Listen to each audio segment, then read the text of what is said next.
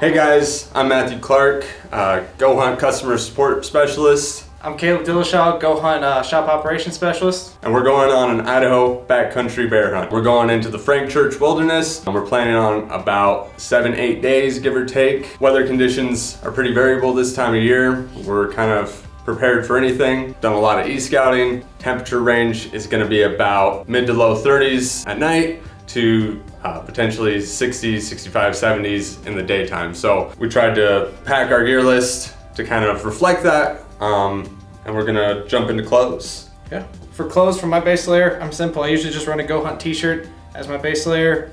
I'm not big on like the performance moisture wicking shirts. So goHUNT t-shirt is usually my base layer. I might bring an extra one just to switch out halfway through. The Sitka Core lightweight hoodie. This is my all-time favorite piece of apparel from Sitka. I love running this thing on its own in early season and then as more of a base or mid layer during late season. Then on top of that, I'll be running the Sitka Core heavyweight hoodie. I think this is gonna be my outer layer for most of the hunt, just, and then depending on temperature rating and all that, I can take it off and put it back on. Sitka Kelvin puffy pants. This is gonna be my first time running puffy pants, but everything I've heard about them, they're great. So, and then like I said, temperature rating could change, and I can also sleep in these if I need to, if it drops down pretty cold at night. And then this is just a cheap, inexpensive down puffy jacket that I've had for a long time. Not the warmest, not the lightest, but it's a lot cheaper than some of the more expensive options out there. Bottom half, I'll either be running these Saks Quest long pants, and these have bears on them, so that's good luck. Or if it warms up a little bit, I'll just run the just the standard length ones. For pants, the Sitka mountain pants. Absolutely love these pants for kind of, those varying temperature hunts.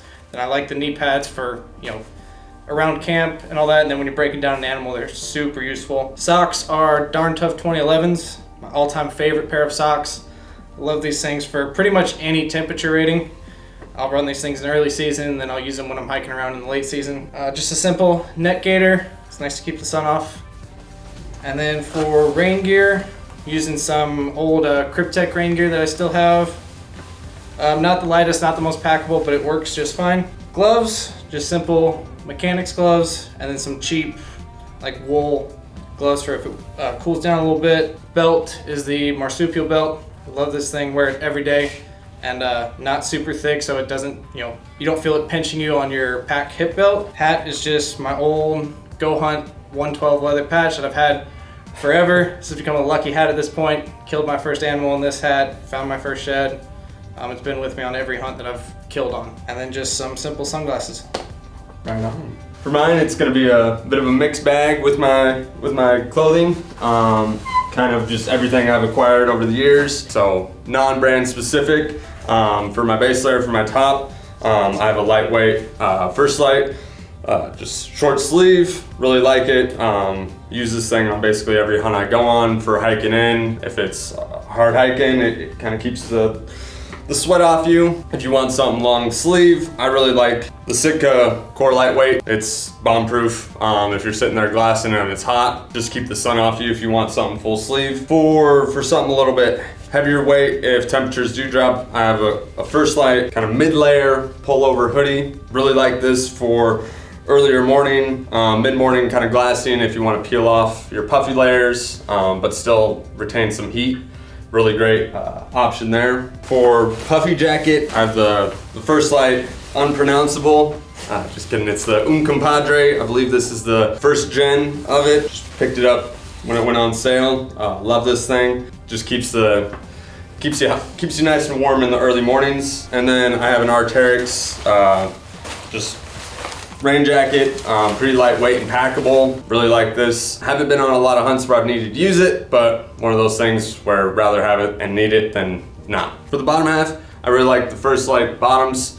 Just really nice and lightweight. They're wool, so if you need a little bit more insulation, they give you that. I got the Sitka Timberline pants. They're a bit heavy duty for what we're looking to do, but I really like that they're durable. They have the reinforced knees and reinforced bottoms. They also have removable knee pads, which are great for breaking down an animal, stalking in, or just in an awkward position while glassing, what have you. I'm also gonna be bringing the KUIU. These guys are about a 3/4 length insulation layer. They're also zip-offs.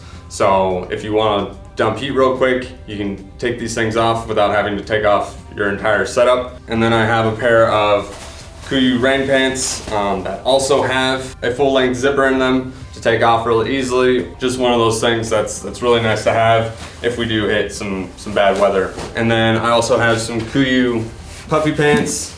These guys are also full length zip. So take them on, take them off real quick if need be, or if you get into a pinch, have them in the pack if you need to sleep in them. Great for that. And then for socks, I got 2 different options here. My main go-to is the Farm to Feet Damascus midweight socks. Highly recommend. And then for an insulating layer, just the old pair of Cabela's thick wool socks to toss over if you're sitting there glassing in the morning and it's super cold. I don't like to be cold, so having insulating layers is huge for me. And then for gloves, again, I don't like being cold, so I run a big pair of mittens. They're a bit heavier weight, I know that, but I hate it when my hands get cold first thing in the morning. Usually takes a long time for them to heat up. So having that insulating layer when glassing first thing is gonna be big for me. And also the pair of suspenders that come with the Timberline pants. Big proponent of suspenders over a belt. They're just more comfortable for me. So for footwear, I'm gonna be rocking the Hanwag Makra Treks. I've put a few miles on them here around the Vegas area and they've been holding up very, very well. Really happy with them. Gonna really put them to the test here. On this bear hunt, we're expecting some pretty steep terrain and potentially even some snow. So they got a Gore-Tex liner. They're gonna keep my feet dry for the majority of the hunt, and really excited to put these guys to the test and have some valuable feedback for you guys. And then also kind of tying into footwear, our gaiters. The OR Crocodile gaiters are super durable. Really like these guys. They've helped me out in quite a few situations. So for boots this year, I'm gonna be running the Salewa Ravens. Last year I used the Salewa Rapace, and I've just found that Salewa boots fit me really, really well. These are a pretty stiff boot. They're pretty high up on our stiffness scale, which is gonna help, like you were saying, getting into that steep terrain. Full Gore-Tex liner, so if we get into snow or hiking through creeks or anything like that, it's gonna help there. For gaiters, I'm using the Sea to Summit Quagmire gaiters. I'm not a huge gaiter fan. This is gonna be, I think, my 2nd time running them, but some of the terrain we're looking at, it's definitely gonna be useful to have, and also hopefully to help keep ticks off from getting up my pant leg just a little bit. And then Crocs. These are essential for every hunt. Greatest piece of footwear of all time. But yes, Crocs, just strap these to the outside of your bag. They weigh basically nothing, and it's just great option to kick off your boots at the end of the day. Have these around camp. Cannot speak enough about the necessity of Crocs in camp. Next, backpack. So for backpacks, I'm gonna be using my Stone Glacier Sky Archer 6400 on the X-Curve frame. Really, really like Stone Glacier backpacks. I find they're very, very comfortable.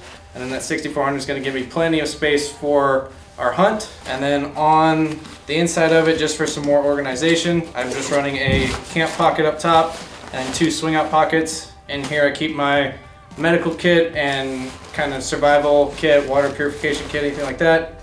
I'll keep my kill kit in one of the swing out pockets and some snacks in the other one. And then on the side here, I'm just running a Nalgene holder. And then over here, I have my holster for my Glock 19. We are going into bear country, so it's nice to have this for a little bit of defense. I don't know if I'll keep it here. I'm looking at some other options for carrying it more on my body, so if I have to drop my pack, I'll still have it. But for right now, it's there. I'm gonna be running the Kifaru High Camp 7000. I've had this bag for a lot of years. It's on the duplex frame. You cannot purchase either one of these items. They're both discontinued at this point. It was one of those situations, buy once, cry once. I also have the guide lid on here, which is awesome if you need to take it off real quick and use it as a final approach bag or even a day bag. I also have 2 spotting scope cases on either side here. Usually I'll run the spotting scope in one side, and then on the other side you can use it for your water bladder, extra gear, whatever you need. And then I have 2 hip pockets, one on either side. Keep a few spare rounds, chapstick, a headlamp, whatever you need in there. And then Nalgene holder on the other side. Really love this bag. It's been bomb-proof since day one. All right, so for optics, we'll start with binos. And the bino harness that I'm gonna be using is the Alaska Guide Creations. I'm not sure which model this is. It's one of their older ones, and I've had this thing for quite a few years. Highly recommend them. It's a bit heavier than some other options, but it's got a lot more organization to it. So if you need quick access to some things, they're there. In there, I'm gonna be using the Diamondback HDs by Vortex. These are the 15 by 56s. For this hunt, we're gonna be looking at a lot of open country, a lot of big country. So really being able to glass farther is gonna be a necessity here. And then I also have, for a rangefinder, I prefer to have something quick access to. A lot of the bear hunts that I've been on, sometimes you're right on top of them without even knowing it. So having quick access to your rangefinder has been really important. This is the Ranger 1500. Another one of those items that you can't even get anymore, but I really like it. Hasn't really failed me ever, so highly recommend. For spotting scope, never really been a big spotting scope guy, but having one in order to really know whether or not what you're looking at is a stump, a big black rock, or a bear is important. So this guy is just a basic Diamondback spotting scope by Vortex, pretty lightweight, highly recommend. And then for tripod, this is the Suru T004SK tripod with the VA5 fluid end. Really like this tripod, pretty lightweight, super versatile, can't speak enough about it. So for my optics, on my chest I'm using the Marsupial Gear enclosed bino harness. Really like this thing. So on here I have a little optics cleaner, my wind checker. In here, I'm gonna be trying out some Vortex Furies. Never ran rangefinding binoculars before, but I'm gonna give them a try this year and then ditch the handheld rangefinder. Typically I have some bigger binos in here, that's why they look super small. But I like this, I'll keep some extra batteries in the zippered pouch, and then usually my tag in the back mesh pocket. On here I have my InReach Mini attached. It's just nice to always have that on me. And then this is what I'm gonna be doing the large majority of my glassing with. These are some Leupold BX5 Santiums 15 by 56s. Like he was saying, we're gonna be glassing some really big country. I really prefer glassing with binos over a spotting scope. So having some high powered binoculars is gonna be helpful. For spotting scopes, I'm using the same one he is, the Vortex Diamondback HD. I believe it's 20 to 60 by 65. Super lightweight spotting scope. Pretty inexpensive spotting scope, so it's great if you're just looking into picking up your first spotting scope. This is definitely one I would recommend taking a look at. The large majority of the reason I'm bringing this is for phone scope. I like taking pictures of things from a far distance away, and then I'll use it if I just need to confirm 100% that something is a bear. But really like this, and then I'm running Suru TY70 plates on all of my optics. And for tripod, I'm using the Suru T024 SK, so just a carbon fiber version of his tripod. And then again with the VA5 head. Really love this tripod head and just this whole kit overall. Again, it's not super expensive, so it's really great kind of entry-level tripod kit that you're getting some really good hardware with. Mounted to that, most of the time I'll be using the Leica Stabilite to run the Leupold BX5 15s on. I like this because then I can easily take those binoculars on and off. If I want to throw the Furies on there to get more accurate range, if we have to range something that's far away, I can throw those on there pretty quick. And I have my phone scope case for my iPhone 11. This will be on my phone pretty much the whole time. And then a glassing chair, the Hillsound BTR 17. Absolutely love this thing. It's lightweight, so it doesn't take up too much weight in your pack, and super comfortable for glassing on. Next we have sleep system. So for sleep systems, I have a Climate 0 degree sleeping bag. I really like this because it's pretty packable and it's 0 degree. Like I said earlier, I hate getting cold, so having a warmer bag is very important to me, even though it is a little bit heavier than some other options. For a sleeping pad, I really like the Static V2 by Climate. I've had this sleeping pad for longer than I'd like to mention, but it's never popped on me, never failed, which is a lot more than I can say for some other sleeping pads. Oftentimes I've had friends out there who've running a lot more expensive sleeping pads and they pop and fail on them, even though they're saving a few ounces here or there. It's a cheaper option, so highly recommend for guys just getting started out. For tent, new to me, very excited to run this tent. is the Stone Glacier Skyscraper 2-person 4-season tent. It is a heavier option, but it's one of those comforts where I'm willing to carry it in and be comfortable versus having a lighter weight option and potentially not being as comfortable. And then for pillow, I have a very lightweight X-Ped air pillow, weighs practically nothing, blows up very quick. Just cheap option that is phenomenal. And so for my sleeping system, I'm using the Marmot Helium 15-degree bag. Just picked this bag up, super excited to try it out. It's a big upgrade from my last one, which was just a cheap synthetic bag. So super excited to try out a down bag. And then I'll be using a Outdoor Research compression sack to get that down a lot smaller so it fits in my pack nice. Sleeping pads, I'm using the Big Agnes AXL long wide version. I like having long wide sleeping pads. I just sleep more comfortable on them. I roll around a little bit. So having that long wide, it's worth the extra weight for me. And then it is insulated, so it's gonna help there. Pillow, Sea to Summit pillow. This is probably one of my favorite things I carry in my backpack. Makes sleeping a whole lot better. For shelters, I'm gonna be using the Big Agnes Tiger Wall. It's a 2-person, 3-season tent.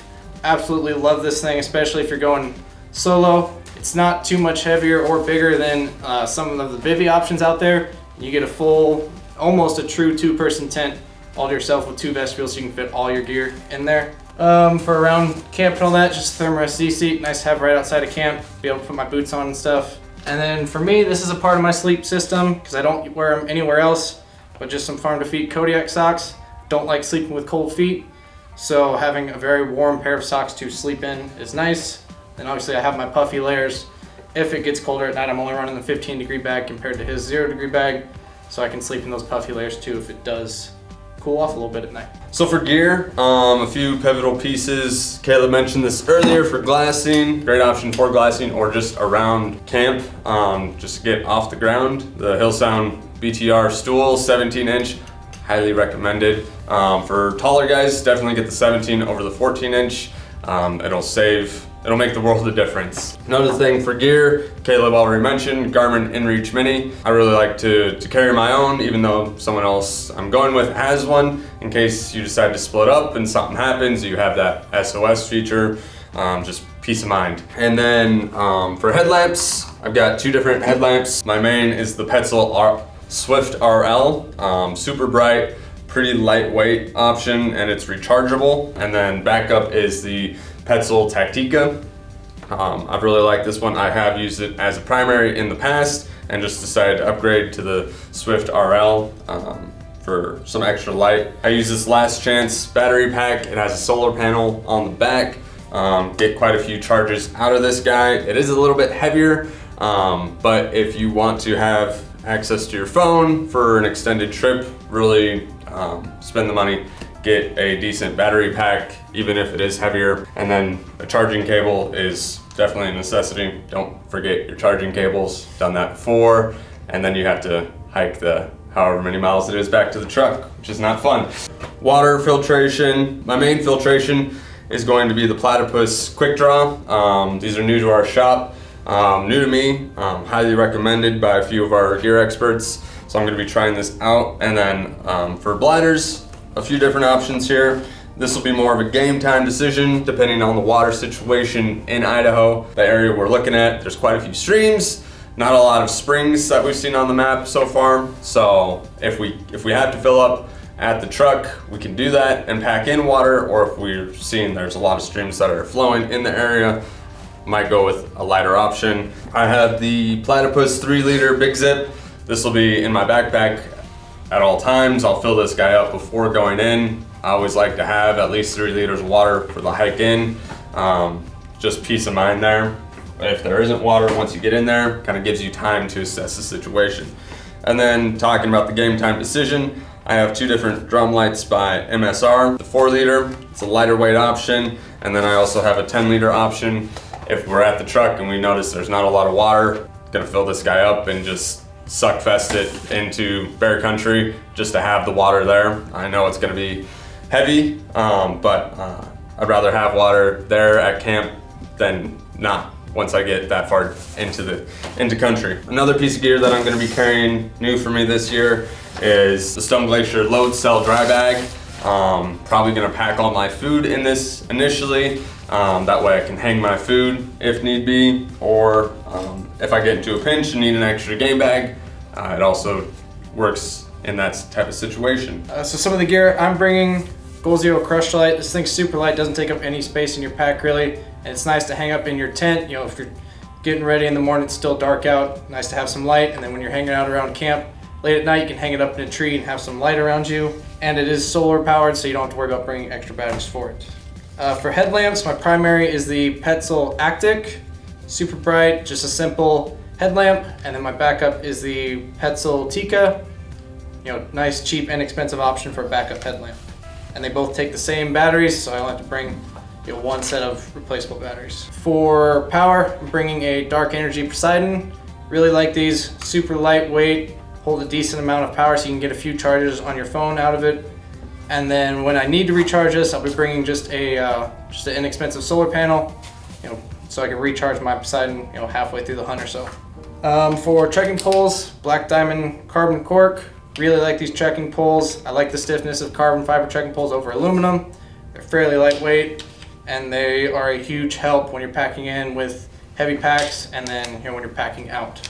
For water, again, like he was saying, we're not sure what the water situation is, so I want to be able to carry a lot of water, if needed. So I'm bringing pretty much everything I have for water storage. I have a 4-liter MSR drum light, a 1-liter platypus soft bottle.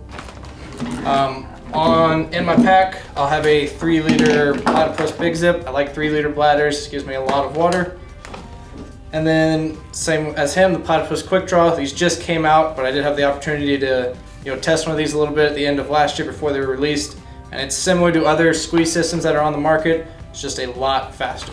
Another thing I'm bringing, just a stereo pen. This is nice to have for if I just want to sterilize just an Nalgene real quick. If we're walking along a creek or something, just want to fill up my Nalgene and sterilize it. It takes like 90 seconds to sterilize. And then just as a backup, I always have little potable agua iodine tablets. And then a couple Nalgenes.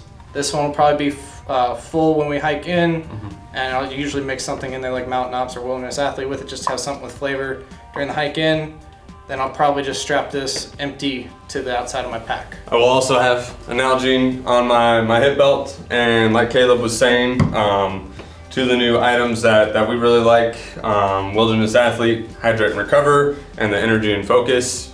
You can mix these two together and kind of gives you a pretty awesome concoction. Obviously we're not going to carry in the tubs. We might put a few servings into a Ziploc baggie just to have. Great for hike in, hike out, or even day 3 or 4 when you're starting to get weary, a little downtrodden. Gives you that nice little energy boost to get you through.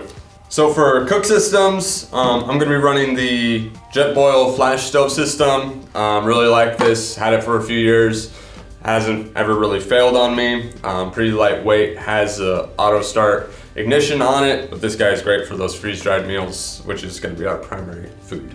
And then for my stove, I'm using the Primus E-Lite. Really like these. It's one of the smaller options on the market for like that self-contained stove system. Just a Sea to Summit Sport. Really like these. Again, this is another one of those favorite products that I have in my backpack. And then for food, I'll just be carrying an assortment of Peak Refuel, Mountain Houses, stowaways, some bars and all that stuff. And then again, I have a Stone Glacier load cell, same as him.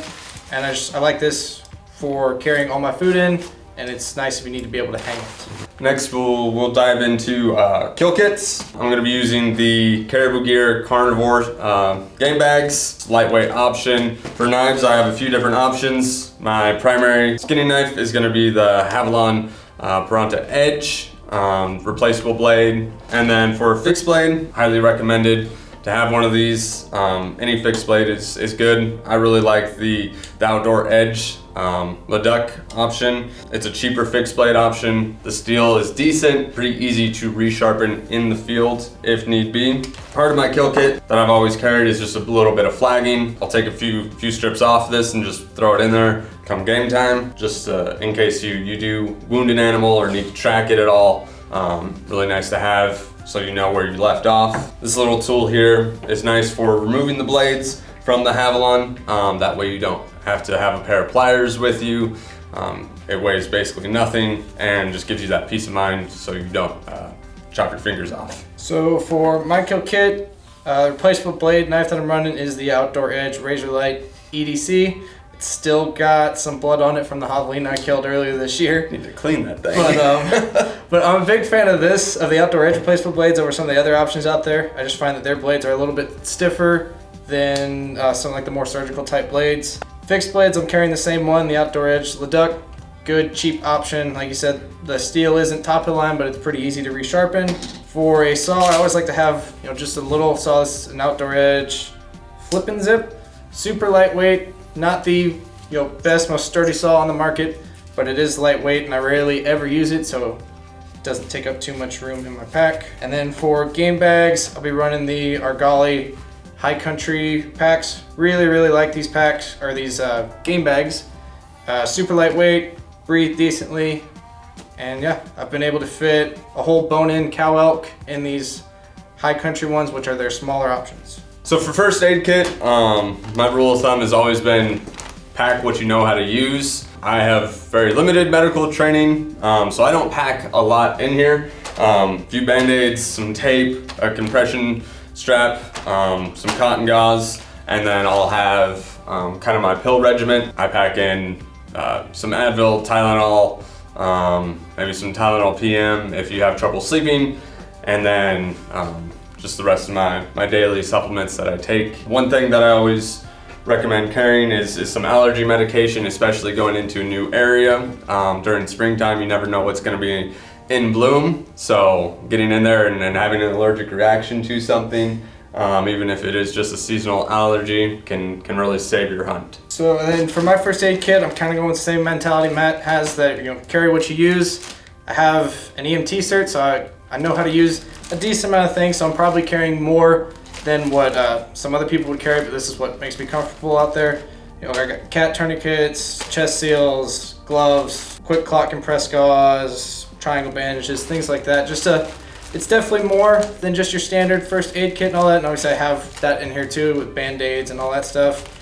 I don't carry any medications or pain meds or anything like that because I know even if I had them, I wouldn't take them. So I don't carry those with me. All right, so for weapons, I'm running the Browning long range and 300 Win Mag. Up top, I have a Vortex Strike Eagle. Really like this scope, especially for that lower price point. I'm running Vortex Precision rings on here. I believe they're medium height. Then a Vortex level. Super important to have a level, especially the country we're in. It's definitely going to be a possibility of taking some longer shots out there, so important to have that. A Harris 9 to 13 bipod with the swivel, using a swivel lock on there so I can lock it in once I have it leveled. And this is a SKD Tactical stock pack. I can keep a couple extra rounds in there, dope cards, and it helps bring my head up a little bit. This is a bigger scope, 34mm tube, and I'm running medium height rings, so it brings my head up just a little bit. Using a goHUNT gunslicker to kind of keep this protected while we're hiking in. And then a Rugged Ridge rear support. Again, we're potentially going to be taking some longer shots out there, so super important to have that rear support. For hearing protection, just some simple around the neck Walker hearing protection. Unlike Brady and Neville, I actually use these things. And then for ammo, right now I'm shooting 200 grain Federal Terminal Ascent. I may make a last minute switch over to Hornady 200 grain ELDX. I'm confident in both of those rounds out of this gun, but I'm in a little bit of an ammo crisis right now. I don't have very much of this left. But for my gun, that's what I'm running. So for myself, I'm gonna be running the Browning X-Bolt Varmint series. This is also in 300 Win Mag. I always like to try to hunt with people who are carrying similar caliber as yourself.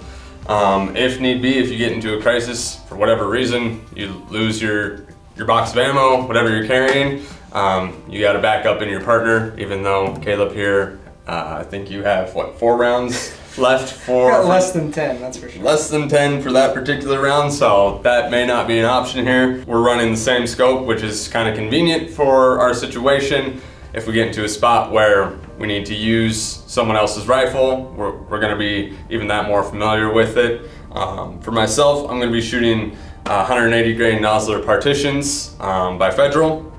Tried out a few different rounds at the range a couple weeks back out of this gun, and these guys just seem to perform better than any others. And I have the convenience of having about 60 rounds of these guys. So if need be, I can go out and practice more, which is nice right now. I'm also going to be running the goHUNT Gunslinger, just to keep the elements off the weapon. Thanks for watching, guys. If you like this video, hit that like button, and then please subscribe to the channel. If you have any questions, leave them down in the comments below. We'll be sure to jump in there and answer any of them that we can for you.